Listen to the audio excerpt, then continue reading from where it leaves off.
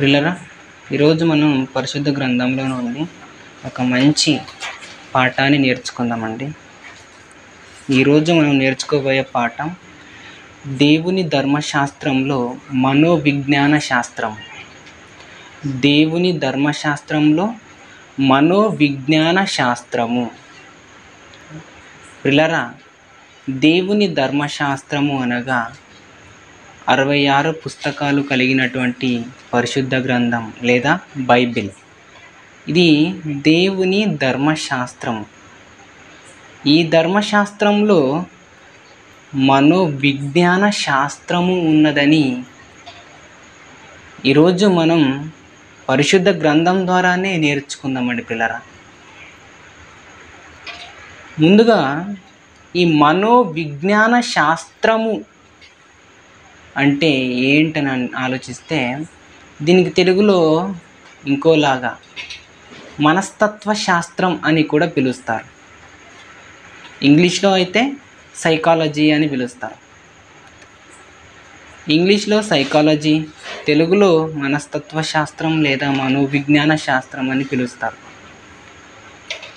పిల్లరా, ఈ మనస్తత్వ శాస్త్రం అనేది దేనికి సంబంధించినది అని చాలామంది విశ్లేషకులు దీని గురించి పరిశోధన చేసి చాలామంది ఒక్కో రకంగా దీనికి డెఫినేషన్ ఇచ్చారు. గ్రీకు తత్వజ్ఞానులైతే సైకాలజీ అనే పదానికి అర్థం ఆత్మలను గూర్చిన అధ్యయనం అని డెఫినేషన్ ఇచ్చారు, వ్యాఖ్యానించారు.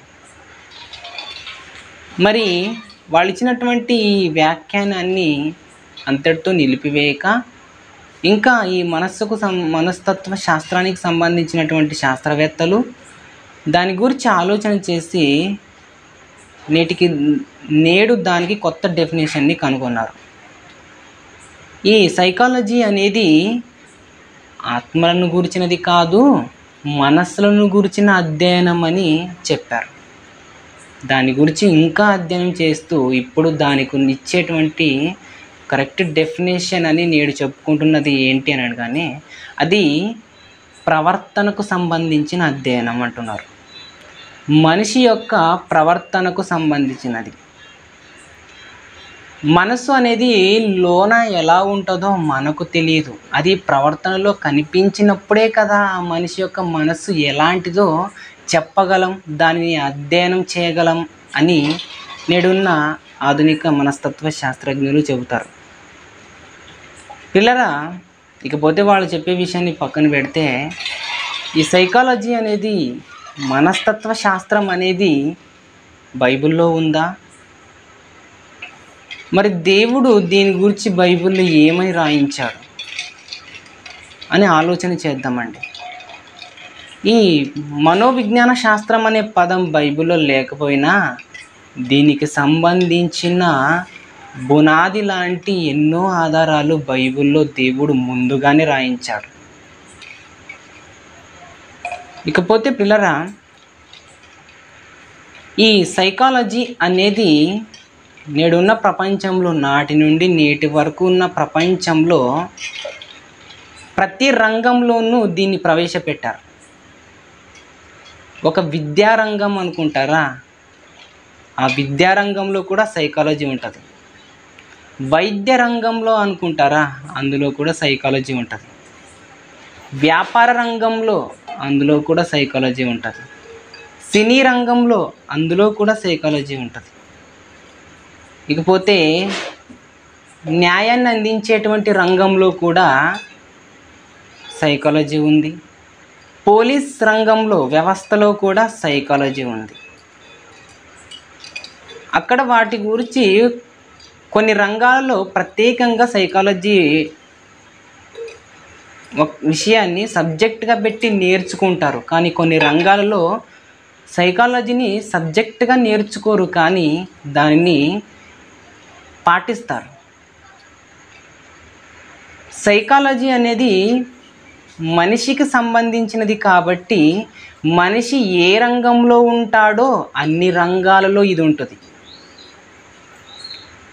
పిల్లరా, ముందుగా మనం అన్నిటినీ అధ్యయనం చేయకపోయినా వాటికి సంబంధించిన కొన్ని బేసిక్స్ మాత్రం బైబిల్ ద్వారా నేర్చుకుందామండి. వివరంగా నేర్చుకుంటే పిల్లరా, నేర్చుకోవాలంటే సమయం సరిపోదు. చాలా పెద్దది, ఇది లోతైనది. కనుక మనం కొన్ని మాత్రమే నేర్చుకుందామండి. దీనిపైన అసలు బైబిల్ ఏమని చెబుతుంది అన్నది ముందుగానే ఈ బైబిల్లో ఉందా లేదా అనేవి, బైబిల్ ఎంత గొప్పది అనేది మనం ఈరోజు నేర్చుకోబోతున్నాం. ఇకపోతే పిల్లరా, ఇక విద్యారంగానికి వస్తే ముందుగా విద్యారంగంలో అసలు ఈ సైకాలజీని, ఈ మనస్తత్వ శాస్త్రాన్ని ఎలా ఉపయోగించుకుంటారు అనగానే, స్కూల్లో నేర్చుకోవడానికి వచ్చేటువంటి పిల్లల మనస్సు ఎలాంటిది, వారికి నేర్చుకోవడానికి ఆసక్తి ఉందా లేదా? వచ్చే పిల్లలందరూ నేర్చుకోవాలన్న ఉద్దేశంతోనే రారు కదా. కొందరు టైంపాస్కి వస్తారు, కొందరు ఇళ్లల్లో తిట్టి కొట్టి పంపిస్తే వస్తారు, కొందరు నేర్చుకోవాలని వస్తారు, కొందరేవో ఆటలు ఆడిస్తారని, పాటలు పాడిస్తారని, కొందరేవో తినడానికి ఇస్తారని, అక్కడ పిల్లలందరూ ఉంటారు, ఆ పిల్లలతో ఆడుకోవచ్చని కొందరు వచ్చేస్తుంటారు. అలా ఒక్కొక్క మనసుతో, ఒక్కొక్క ఆలోచనతో వచ్చేటువంటి పిల్లలకు విద్యను ఎలా వారి మదిలో పెట్టాలి, నింపాలి అని టీచర్కి ముందుగానే ఈ పిల్లల మైండ్ సెట్ గురించిన ఒక స్టడీ నేర్పిస్తారు, ఒక సబ్జెక్ట్ని పెట్టి.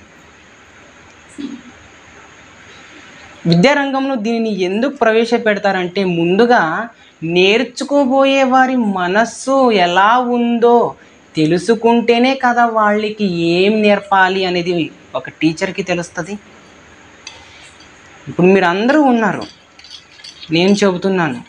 ఇప్పుడు నేను చెబుతున్న మాటలు మీరు వింటున్నారా లేదని నేను పసిగడుతూ చెప్పాలి. అప్పుడే కదా నేను నిలబడి చెప్పిన దానికి అర్థం ఉంటుంది. లేదా నేను చెప్పేటప్పుడు అందరు నిద్రపోయారు అనుకోండి, నేను నిలబడి ఎంతసేపు వాగినా, ఎంత చెప్పినా, ఎంత విలువైన పాఠాన్ని నేర్పించినా కూడా దానికి అర్థం ఉండదు. అందుకే వినేవారి మనస్సు, వినేవారి ధ్యాస దేనిపైన ఉందో అని ఆలోచన చేస్తూ వాటన్నిటినీ దృష్టిలో ఉంచుకొని నేర్పించాలి. చెప్పడం మాత్రమే కాదు పిల్లరా, చెప్పిన దానిని వారి ప్రవర్తనలో పెట్టాలి అంటే కూడా ఏం చేయాలి, ఏం చెప్పాలి, దీనంతటిని గురించి నేర్పిస్తారు ఒక టీచర్కి. పిల్లరా, నేర్చుకునే వారికి ఎలా నేర్పాలని నేర్పించే వారికి పెట్టేటువంటి సైకాలజీ సబ్జెక్ట్ పిల్లలకి ఎలా నేర్పుతారు, ఎలా లేదు అనేసి. మరి నేర్చుకునే వారికి నేర్పేవారు ఎలా నేర్పాలని దేవుడు బైబిల్లో ఏమని చెప్పాడు అని ఆలోచన చేస్తే, ముందుగా పిల్లల విషయానికి వద్దామండి. పిల్లలకు అసలు ఎలా నేర్పాలి, ఎలా నేర్పకూడదని దేవుడు చెప్పాడు అని అంటే, సామెతల గ్రంథం 22వ అధ్యాయం 6వ వచనం. సామెతల గ్రంథం 22వ అధ్యాయం 6వ వచనం చదవండి ఎవరైనా. సామెతల గ్రంథం 22వ అధ్యాయం 6వ వచనం. బాలుడు నడువవలసిన త్రోవను వానికి నేర్పుము, వాడు పెద్దవాడైనప్పుడు దాని నుండి తొలగిపోడు.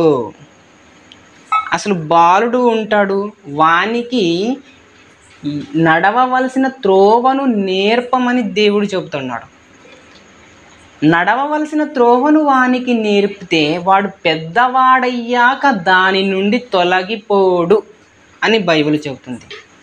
పిల్లరా, బాలుడిగా ఉన్నప్పుడే వాడు ఏ మార్గంలో నడవాలో ఆ మార్గాన్ని, ఆ త్రోవను వానికి నేర్పుమని చెబుతుంది.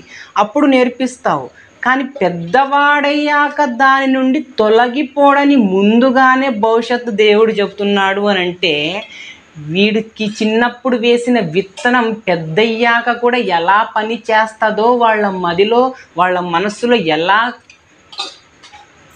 పని చేస్తుందో ముందుగానే దేవుడు చెబుతున్నాడు అని అంటే, మనిషి మనుషులకు ఇచ్చినటువంటి పిల్లల యొక్క మనస్తత్వం ఎలాంటిదో దేవునికి ముందే తెలుసు. బైబిల్ అందుకే దాన్ని గుచ్చి గుచ్చి చెబుతుంది. పిల్లవాడై ఉన్నప్పుడు, బాలుడిగా ఉన్నప్పుడు వాడు ఏ త్రోవలో నడవాలో వానికి ఇప్పుడే నేర్పు. బాలుడిగా ఉన్నప్పుడే నేర్పు. వానికి నీవు ఇప్పుడు ఏమైతే వేస్తావో తర్వాత పెద్దయ్యాక వాడు దాని నుండి తొలగిపోడు అని చెబుతున్నాడు. అనంటే పిల్లలకు ఎప్పుడు ఏది నేర్పించాలో దేవుడు ముందుగానే రాయించాడు. పిల్లలకు నేర్పించమని చెప్పాడు. పిల్లలకు వాళ్ళు నడవవలసిన త్రోవను నేర్పించమని చెప్పాడు.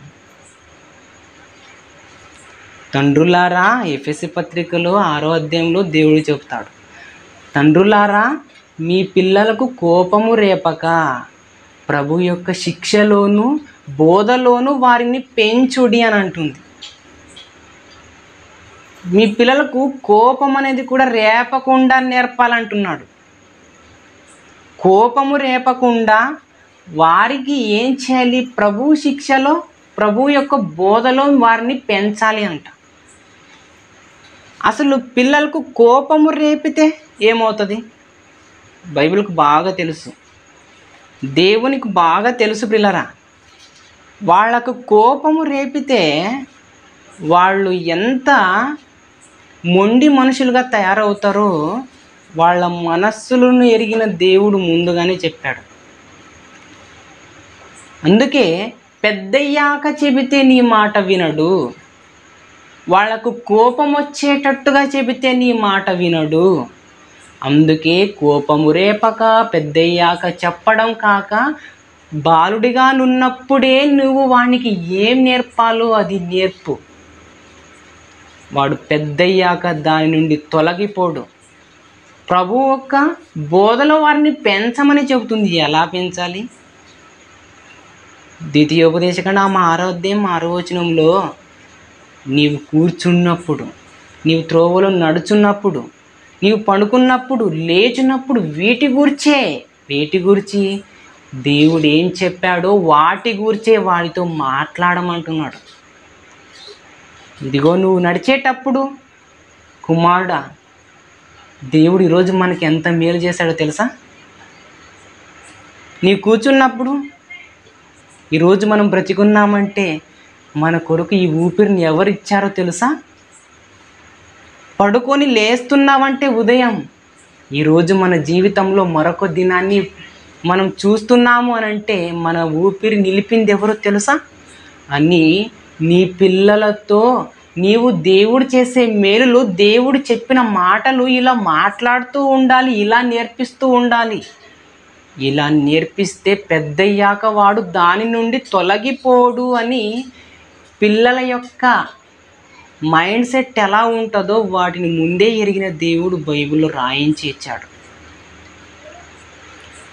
లోకమంతా పిల్లల మనస్తత్వం గురించి ఎప్పుడు ఆలోచన చేస్తుందంటే పుట్టిన తరువాత ఆలోచన చేస్తారు.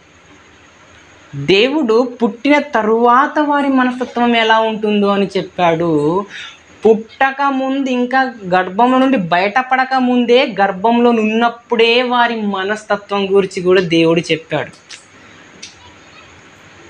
ఎలిజబెత్ ఇంటికి మరియమ్మ వెళ్ళగానే వందనాలు చెప్పగానే ఎలిజబెత్ గర్భంలో ఉన్నటువంటి శిశువు ఏం చేసింది? ఆమె వందన వచనము వినగానే గంతులు వేసింది అని అంటే గర్భంలో ఉన్న నాటి నుండే పిల్లవాడు నేర్చుకోవడం మొదలు పెడతాడని దేవుడు చెబుతున్నాడు. కానీ నేడున్న సైకాలజిస్టులంతా పుట్టిన తర్వాత పిల్లలకు ఎలా నేర్పాలి, ఏం నేర్పాలి అన్న దాని గురించి ఆలోచన చేస్తుంది తప్ప పుట్టక ముందే గర్భంలో ఉన్నప్పుడే వారు ఎలా ఉంటారు, వాళ్ళు మాటలకు స్పందిస్తారా, క్రియకు ప్రతిక్రియ చూపిస్తారా అనేది ఒక్క దేవుడు మాత్రమే చెప్పగలడు, బైబిల్ మాత్రమే చెప్పగలదు. యాకోబు ఏశావుల గురించి మాట్లాడుతూ వాళ్ళు గర్భంలో ఉన్నప్పుడే పెద్దవాని కాలు పట్టుకొని చిన్నవాడు లాగాడని అంటే ఆలోచించేయండి. వీళ్ళ కదలికలు, వీళ్ళ స్పందన అనేది తల్లి గర్భంలో నుండే ప్రారంభమవుతుందని దేవుడు ముందే ఎరిగి ప్రతి శిశువుకు తల్లి గర్భమే ప్రారంభపు పాఠశాల అని మన బైబిల్ శాస్త్రవేత్తలు మాత్రమే చెప్పగలుగుతున్నారు. అందుకే ప్రతి ఒక్క శాస్త్రవేత్త పిల్లలు పుట్టిన తర్వాత వారి యొక్క సైకాలజీ గురించి ఆలోచన చేస్తే, అధ్యయనం చేస్తే, కానీ దేవుడు మాత్రం గర్భంలో ఉన్నప్పుడే వారి సైకాలజీని ముందుగానే ప్రవేశపెట్టాడు. ప్రతి స్త్రీకి నేర్పించాడు. ఇశ్రాయేలీయులలో ప్రతి యూదులలో వారికి పుట్టే బిడ్డలు అంత తెలివితేటలు కలిగి ఎందుకు ఉంటారు? ఎందుకంటే వారి ప్రసవ దినాలలో లేక వారు చూలాలిగా ఉన్నప్పుడు వారు ఏది చూడాలో, ఏది తినాలో, ఏది త్రాగాలో అన్నిటినీ దేవుడు గర్భిణీ స్త్రీలు ఎలా ఉండాలో ముందుగానే నేర్పించాడు. వీళ్ళు మద్యం తాగొచ్చా త్రాగకూడదా, ఏం తినాలి ఏం త్రాగకూడదు అన్నది గర్భిణీ స్త్రీలుగా ఉన్నప్పుడే వారు పాటించవలసినటువంటి నియమాలను దేవుడు వారికి నిబంధనలుగా పెట్టాడు, ఆజ్ఞలుగా పెట్టాడు. వాటిని దేవుని మాటలు పాటించినందుకే వారి పిల్లల యొక్క మనస్తత్వం ఎలాంటి వారుగా పుట్టుతున్నారు అన్నది వారికి తెలిసింది. కాబట్టి దేవుని వల్ల నేర్చుకున్నారు. కాబట్టి యూదులలో నుండి అనేకమైన శాస్త్రవేత్తలు, గొప్ప గొప్ప వాళ్ళు పుట్టుకొచ్చారు. పిల్లరా, అంటే దేవునికి ముందుగానే గర్భములో ఉన్నప్పుడే వాళ్ళ యొక్క మనస్తత్వం, మెంటాలిటీ ఎలా ఉంటుందో తెలిసిన దేవుడు అందుకే గర్భములో ఉండగానే వాళ్ళు తీసుకోవాల్సిన జాగ్రత్తలు దేవుడు పాటించమని చెప్పాడు. గర్భిణీ స్త్రీగా ఉన్నప్పుడు నువ్వేం వింటున్నావు? నువ్వు మాత్రమే కాదు, నీ గర్భంలో ఉన్న నీ బిడ్డ కూడా వింటుంది, నీ బిడ్డ కూడా నేర్చుకుంటుంది. అప్పటి నుండే వాడి మనస్సు అనేది ఆలోచన చేయడం మొదలు పెడుతుంది. వింటున్నాడు అని అంటే ఆలోచన చేయడా? కాలు బట్టి లాగాడు అని అంటే ఆలోచన చేయడా? ఖచ్చితంగా చేస్తాడు పిల్లరా. అందుకే ప్రతి శిశువు యొక్క మనస్తత్వం ఎలాంటిదో గర్భములో నుండగానే దేవుడు నేర్పించమని చెప్పాడు అని అంటే లోక సైకాలజీ గొప్పదా, దేవుడు పెట్టిన సైకాలజీ గొప్పదా? దేవుడు ఇవన్నీ విషయాలు లోకం చెప్పకముందే బైబిల్ మాత్రమే చెప్పేటట్టుగా చేశాడు అని అంటే దేవుడు రాయించినటువంటి ఈ ధర్మశాస్త్రం ఎంత గొప్పది. పిల్లలకు నేర్పించవలసిన విధానం దేవుడు ముందుగానే నేర్పించాడు. గర్భిణీ స్త్రీలుగా ఉన్నప్పుడే వారు తీసుకోవాల్సిన జాగ్రత్తలు, వారు ఏం వినాలి, ఏం తినాలి అని ముందుగానే అన్నిటినీ పెట్టించాడు, గ్రహించాడు. మీ పిల్లలు మనస్సు బాగుండాలి అని అంటే వారు గర్భంలో ఉండగానే మీరు వారి మనస్సు మీద ప్రభావం చూపగలరు. అందుకే మీరు ఏం వినాలో తెలుసా? దేవుని మాటలే వినండి, దేవుని పాటలే వినండి, వాటినే మాట్లాడండి, వాటినే పాడండి. పిల్లల యొక్క సైకాలజీ ఎలా ఉంటుందో లోకంలో ఉన్నటువంటి శాస్త్రవేత్తలు చెప్పకముందే దేవుని ధర్మశాస్త్రం చెప్పింది. ఇది లోక సైకాలజీ కంటే చాలా గొప్పది పిల్లరా. మరొక రంగం గురించి ఆలోచించేద్దామండి. న్యాయరంగం. న్యాయాన్ని అందించేటువంటి రంగంలో ఈ సైకాలజీ అనేది చాలా బాగా పనిచేస్తుంది పిల్లలు. ఎలాగానంటే ఒక కోర్టులో ఒక జడ్జ్, న్యాయవాది తీర్పును ఇవ్వడానికి వాళ్ళ మైండ్ సెట్ని కూడా పసిగడుతూ ఉంటాడు. వాళ్ళు మాత్రమే కాకుండా అక్కడ ఉన్నటువంటి లాయర్లు కూడా ఎవరు నేరస్తుడు, ఎవరు నిరపరాధి అని చేసిన వారి తప్పుని బయట పెట్టడానికి వారి మనస్సును కూడా ఒక్కోసారి లాజిక్గా వాడుకోవడం మనం చూస్తుంటాం. ఇది లోకంలో మనం చూసే పిల్లరా, దాని గురించి ఎక్కువగా చెప్పనవసరం లేదు. బైబిల్లో ఈ టెక్నిక్ని వాడుకున్నటువంటి, ఈ సైకాలజీని వాడుకున్నటువంటి ఒక గొప్ప భక్తుడు ఉన్నాడు. అతని గురించి చూసుకుందామండి. మొదటి రాజుల గ్రంథం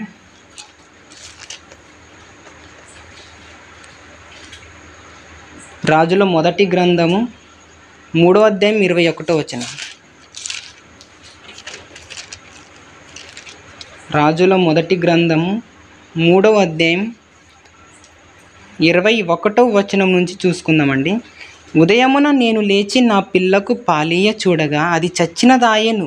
తరువాత ఉదయమున నేను పిల్లలను నిదానించి చూచినప్పుడు వాడు నా కడుపును పుట్టినవాడు కాడని నేను తెలుసుకొంటిని. అంతలో రెండవ స్త్రీ, అది కాదు, బ్రతికి ఉన్నది నా బిడ్డ, చచ్చినది దాని బిడ్డ అని చెప్పగా ఆమె కాదు, చచ్చినదే నీ బిడ్డ, బ్రతికి ఉన్నది నా బిడ్డ అనేను. ఈ ప్రకారము వారు రాజు సముఖమున మనవి చేయగా ఇక్కడ సందర్భం ఏంటి అనగానే,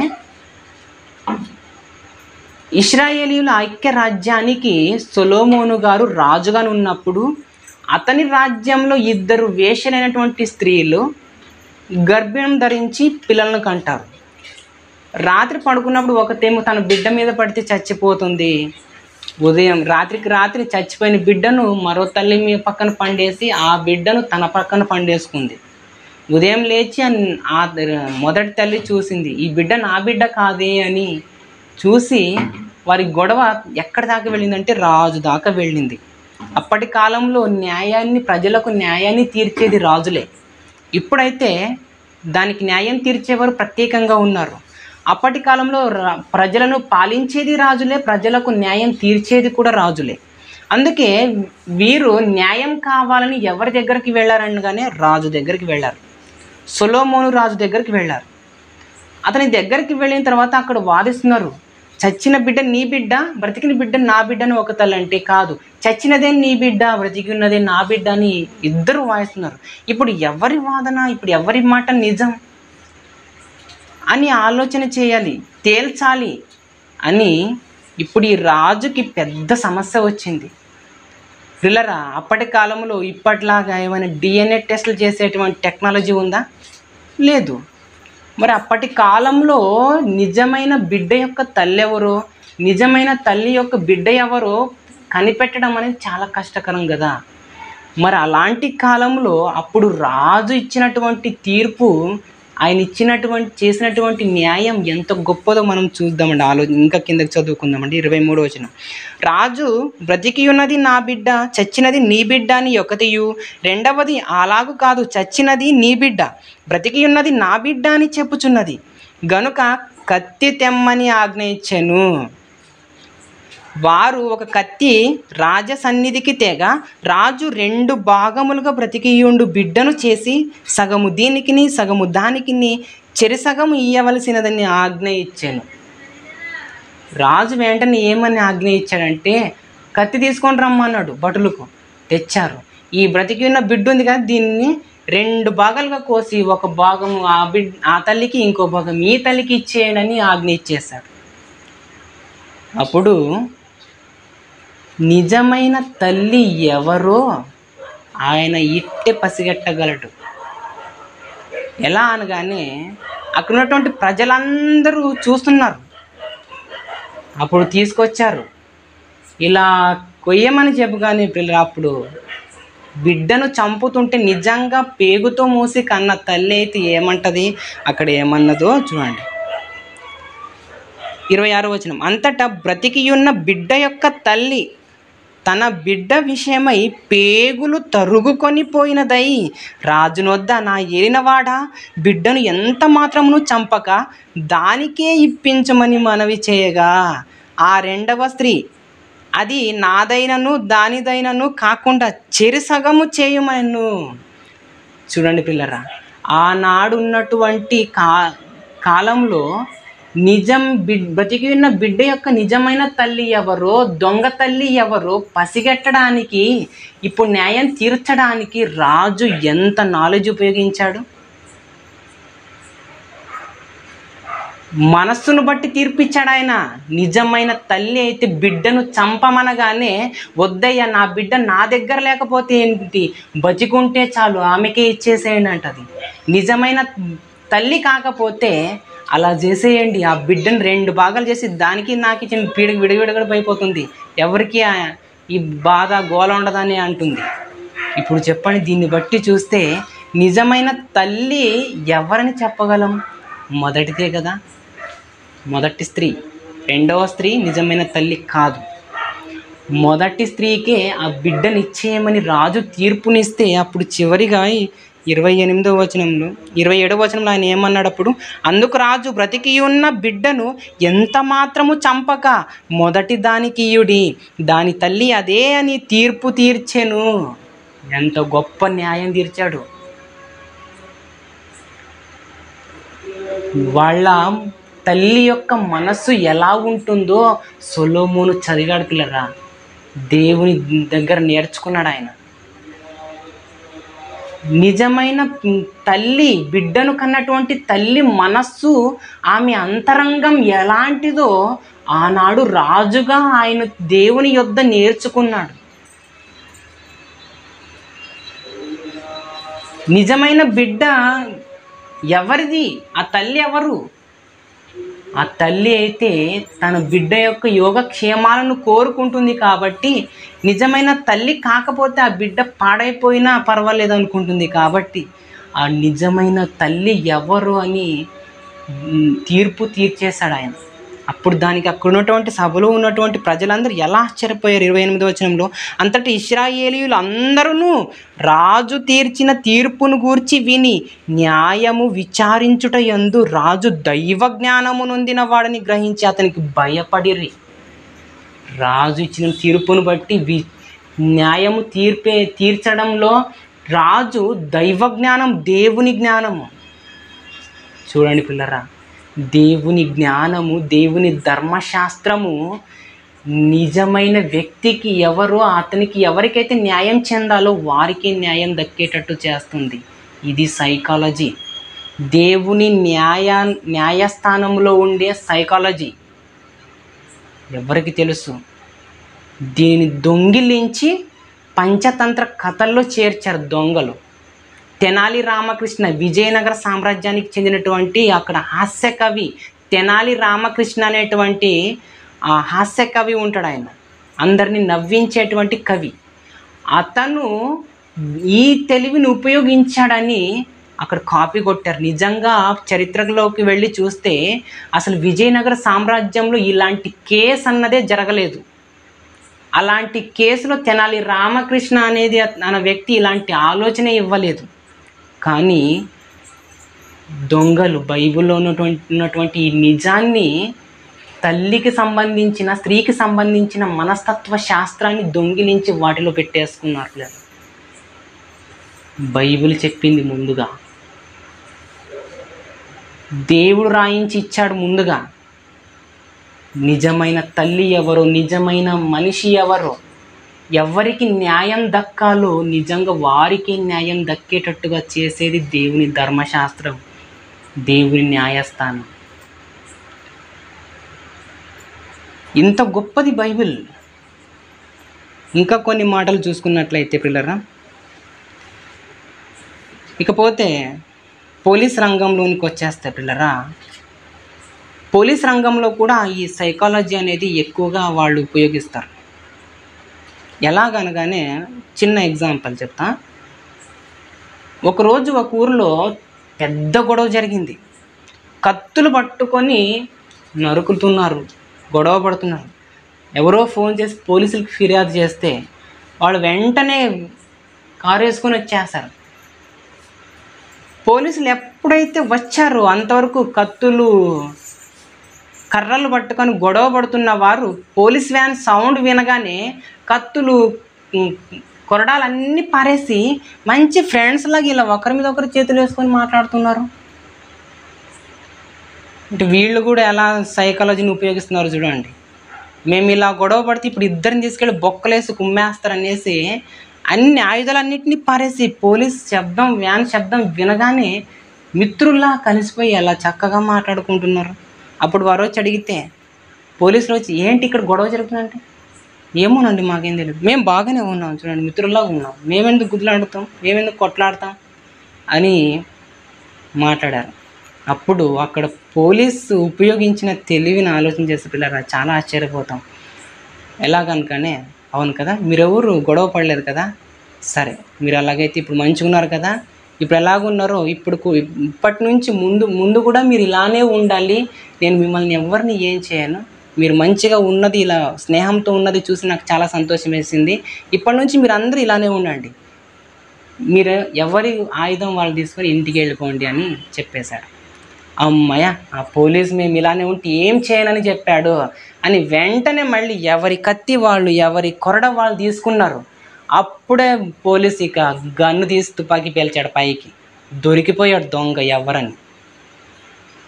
వీళ్ళేదో వాళ్లకు దొరకకూడదని ఆయుధాలు పరిసి స్నేహంగా ఉంటే, నిజంగా గొడవ పడినది ఎవరు, కొట్లాడుతున్నది ఎవరు, కత్తులు పట్టుకున్నది ఎవరు, మారణాయుధాలు ధరించినది ఎవరని తేల్చేయడానికి పోలీసు వాడినటువంటి వారి మనసు, బ్రెయిన్ ఎలా ఉంటుందో తెలుసా?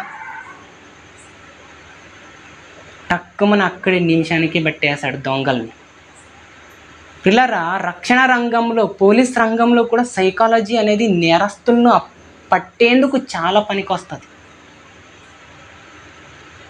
అందులో కూడా సైకాలజీని ఇలా వాడుతున్నారు. మరి దేవుని ధర్మశాస్త్రంలో నేరస్తులను పట్టే జ్ఞానం దేవుడు బైబిల్ రాయించలేదా?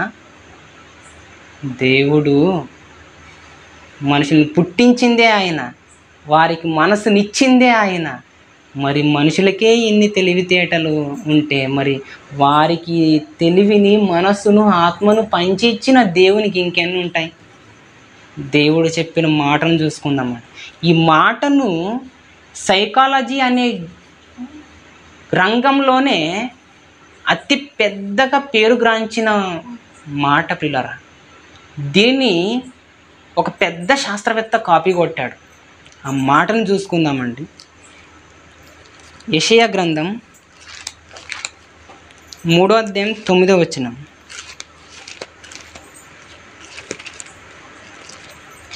యెషయా గ్రంథం 3వ అధ్యాయం 9వ వచనం. యెషయా గ్రంథం 3వ అధ్యాయం 9వ వచనం చదవండి. వారి ముఖ లక్షణమే వారి మీద సాక్ష్యమిచ్చును. వారి ముఖ లక్షణమే వారి మీద సాక్ష్యమిస్తుంది. ఈ మాటనే కాపీ కొట్టాడు ఒక ఆయన. ఆయనే షేక్స్పియర్ అనే వ్యక్తి. ముఖ లక్షణమే వారి గురించి సాక్ష్యం ఇస్తుంది అని ఈ మాటను, బైబిల్ చెప్పిన మాటను అతను కాపీ కొట్టి తనేదో సొంతంగా చెప్పుకున్నాడు అన్నట్టుగా చెప్పుకున్నాడు. అతన్ని ఎంతో గొప్ప వ్యక్తిగా, ప్రపంచంలో అగ్రగణ్య వ్యక్తిగా చూశారు ప్రపంచమంతా. వారికంటే ముందుగానే దేవుడు బైబిల్లో రాయించి ఇచ్చాడు. వారి ముఖ లక్షణమే వారి మీద సాక్ష్యం ఇస్తుంది. వారి ముఖ లక్షణమే వారి మనసును తెలుపుతుంది, వారి అంతరంగాన్ని తెలుపుతుంది అని దేవుడు ముందుగానే చెప్పాడు. ముఖం చూస్తే చాలు ఇతడు నేరస్తుడా కాదా అని చెప్పగలదు బైబిల్. తమ పాపమును మరుగు చేయక సొదొమ వారి వలె దాన్ని బయలుపరచుదురు. తమకు తామే వారు కీడు చేసుకొని ఉన్నారు, వారికి శ్రమ. తమ పాపమును మరుగు చేయక సొదొమ వారి వలె దాన్ని బయలుపరచుదురు. అసలు ఏంటి, వాళ్ళు చేసిన పాపం ఏదైతే ఉందో దాన్ని అసలు దాచకుండా, సొదొమ గొమొర్రాలో ఉన్నటువంటి వారు ఎలాగైతే తాము చేసిన పాపాలని బయట పెట్టుకున్నారో, మనుషులు కూడా వారి ముఖంలోనే వాళ్ళు చేసిన పాపాలను చూపిస్తారు. వాళ్ళు నోరు తెరిచి చెప్పకపోయినా, వారు కళ్ళ ముందు చేసి చూపించకపోయినా, వారి ముఖంలోనే వారి పాపాలను చూపిస్తారు. ఒక మనిషి యొక్క ముఖం చూసే చెప్పగలం, ఇతడు నా మీద కోపంగా ఉన్నాడా, ప్రేమగా ఉన్నాడా, ఇతడు సంతోషంగా ఉన్నాడా, బాధలో ఉన్నాడా, ఇతడు నన్ను ప్రేమిస్తున్నాడా, నా మీద విరక్తి కలిగి ఉన్నాడా, అతని ముఖం చూసే చెప్పగలం పిల్లరా. కళ్ళు మనల్ని చూస్తూ మనతో నేరుగా ఓపెన్గా మాట్లాడుతుంటే అర్థం చేసుకోగలం. కానీ మనం మాట్లాడుతున్నా ముఖం దించేసి అటు ఇటు చూస్తూ మాట్లాడుతున్నాడంటే అతనికి మనం ఇష్టం లేదు, మనతో మాట్లాడడం అంటే ఇష్టం లేదని చెప్పేయగలం. ఇట్లే ఒకరిని మనం ఎంత పలకరిస్తున్నా వాళ్ళు ఏదో ఫోన్లో బిజీగా ఉండారంటే అప్పుడే అర్థమైపోతుంది ఆ మనిషికి మనం ఎంత ఇంపార్టెంటో అన్నది అప్పుడే తెలిసిపోతుంది. వాళ్ళ ముఖం చూసే చెప్పేయగలం. దేవుడు కూడా ముఖాన్ని చూసే వారి పాపాలు, వారి అంతరంగాన్ని బయట పెట్టేయగలడు దేవుడు. ఈ గొప్ప మాటను లోకం కాపీ కొట్టేసి తన స్వప్రయోజనానికి వాడుకుంది. దేవుడు ముందుగానే బైబిల్ రాయించి ఇచ్చేశాడు పిల్లలు.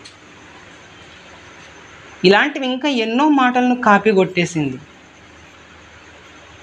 దేవుడు ముఖ లక్షణమే వారి అంతరంగాన్ని తెలుపుతుంది, వారి మనసులో ఏముంది అని చెప్పగలదు. చాలామంది నాకు ఫేస్ రీడింగ్ వచ్చు అని చెప్తుంటారు. ఫేస్ రీడింగ్ అంటే వాళ్ళ ముఖాన్ని చూడగానే ఇలానే వాళ్ళ మనసులో ఏముందో చెప్పేయగలను అని అనుకుంటున్నారు. కానీ చాలామందికి ఫేస్ రీడింగే తెలీదు. ఎవరు ఏం మాట్లాడుతున్నారు, ఎవరు ఎలా ప్రవర్తిస్తున్నారు అన్న దాని గురించి చాలామందికి తెలియదు, వాళ్ళు అనుకుంటున్నారు. కానీ నిజంగా బైబిల్ చదివిన వ్యక్తి మాత్రం మనిషి మనస్సును పసిగట్టగలడు, చెప్పకపోయినా కూడా. వాళ్ళు చెప్పకపోయినా ముఖం చూసి చెప్పగలడు. ఒకరోజు అననీయ సప్ఫీర తాము చేసి మందిరంలోనికి అడుగు పెట్టేశారు. రాగానే పేతురుకి ఎలా తెలిసింది? నీవు పరిశుద్ధాత్మను మోసపుచ్చితివి కదా, నీకున్నదంతా నీదే కదా, నీవు ఇవ్వాలనుకుంటే ఇవ్వచ్చు, లేదనుకుంటే లేదు. నిన్ను ఎవరైనా బలవంతం పెట్టారా? కాదు కదా. కానీ నీలో నీవు పరిశుద్ధాత్మను ఎందుకు మోసపుచ్చావు? సగం పెట్టుకొని సగం ఇచ్చి నేనంతా తీసుకొచ్చానేమో అని అనేటట్టుగా ఎందుకు మీరు ప్రవర్తించారు? వారిని చూడగానే చెప్పేశాడు. అందుకు దేవుని నమ్మినటువంటి భక్తులు ముఖం చూసి చెప్పగలరు. ఇంకా చెప్పాలంటే లోకానికి తెలియదు, ముఖం చూడకుండా కూడా చెప్పగలరు. ముఖం చూడకపోయినా కూడా వారి యొక్క మనస్సు ఎలాంటిదో బైబిల్ చదివే శాస్త్రవేత్తలు చెప్పగలరు పిల్లలు.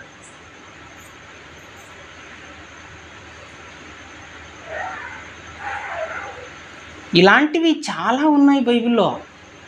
వాటన్నిటిని వివరించుకుంటూ వెళ్ళిపోతే చాలా పెద్దదవుతుంది పాఠం. దేవుడు మంచి మంచి విషయాలు రాయించాడు, మనస్సుకు సంబంధించి, మనిషి యొక్క ప్రవర్తనకు సంబంధించి ఎన్నో విషయాలు రాయించాడు. వాటన్నిటిని చదివి చదివి చదివి చదివి లోకం తన కొరకు వాడుకొని తమ గొప్పవారిగా చలామణి అవుతున్నారు. కానీ దేవుడు రాయించాడు అని, బైబిల్లో ఉన్నాయని చెప్పలేకపోయారు. పిల్లరా, దేవుడు చెప్పిన వాటన్నిటినీ విద్యారంగంలోన, వైద్య రంగంలోన, అన్నిటిలోనూ ప్రతి ఒక్కటి దానిలో మనస్సుకు సంబంధించి దేవుడు బైబిల్లో ఎన్నో రాయించాడు. మనుషుల ప్రవర్తనకు సంబంధించి రాయించాడు.